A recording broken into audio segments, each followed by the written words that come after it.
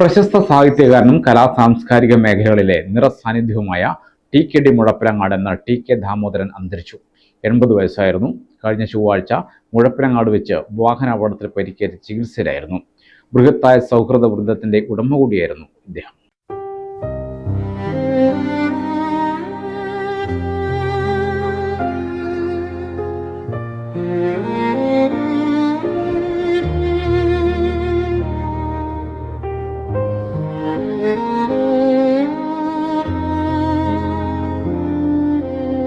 Kerala Sahitya academy award, Balasahitya institute award, Kerala Nataka Sangeetha academy ഗുരുപൂജ award തുടങ്ങി നിരവധി പുരസ്കാരങ്ങൾ ഇദ്ദേഹത്തിന് ലഭിച്ചിട്ടുണ്ട്. കഥാകൃത്ത്, നോവലിസ്റ്റ്, കവി, ബാലസാഹിത്യകാരൻ, ഗാനരചയിതാവ്, നാടകരചയിതാവും സംവിധായകനും പത്രാധിപർ, പ്രസാധകൻ തുടങ്ങി സർവ്വമേഖലകളിലും വ്യക്തിമുദ്ര പതിപ്പിച്ച ടി.കെ.ഡി. വിവിധ ഇനങ്ങളിലായി 100ഓളം പുസ്തകങ്ങൾ രചിച്ചിട്ടുണ്ട്.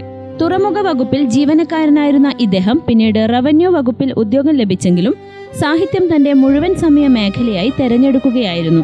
വിവിധ നാടക സംഘങ്ങളുടെയും സാംസ്കാരിക സംഘടനകളുടെയും രൂപീകരണത്തിന് നേതൃത്വം നൽകി. സ്കൂൾ, കോളേജ് കലോത്സവങ്ങളിൽ സ്ഥിരം വിധികർത്താവായിരുന്നു.